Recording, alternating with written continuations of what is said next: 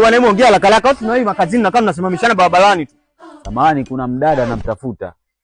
Na inaelekeza anakaa mitaa hii na aliona naye jana kwenye daladala. Kwa hiyo kwa semaje sasa chapu basi mwanangu. Vipi wewe unaongea kama vile unakusanswa? Nilikuwa nataka nimpate. Yupoje? Ni mweupe hivi. Kafupi. Nishamjua. Mwaju? Mwaju kiuno. Nishamjua wewe nakaa naye jirani yangu kakaangu. Ndio unamtafuta wewe? Namtafuta.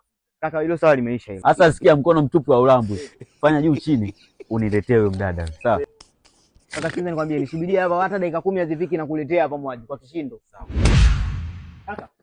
Kiongozi? Ndio. Nimekuletea huyu hapa. Huyu hapa bwana wanakaa. Yaani nyumba moja. Ndio unamtaka Mwaju wewe? Umempata. Umempata. Umempata. Wewe nimzingatie naye. Umempata Mwaju. Sawa. Umempata. Namsubiria hapa. Wewe anaenda kumleta. Sasa umesikia kiongozi? Ndio. Wewe si unamtaka Mwaju?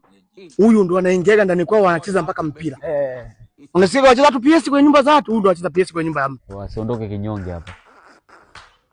Fanya hivyo basi. Zingatia. Sasa acha niingie hivi. Poa. Subiri nakuja. Sasa bosi. Ndio. Sijabahatika leo kuingia ndani kutokana na mpira leo hajaonesha. Kwa hiyo nimekuletea huyu hapa ndo udugu wake ambao wanasindikizana mpaka sokoni.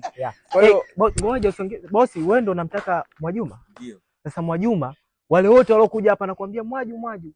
Wale waongo, wale wanafiki. Mimi Mwaju ni udugu wangu. Najuana naye A to Z. Sasa kuuliza sasa unampataje? Wacha chwambi hizo. 50. Ni madogo. Hebu acheni tamaa. Hela nyingine ni za majini. Na sijui hao wenzako si wana hali gani.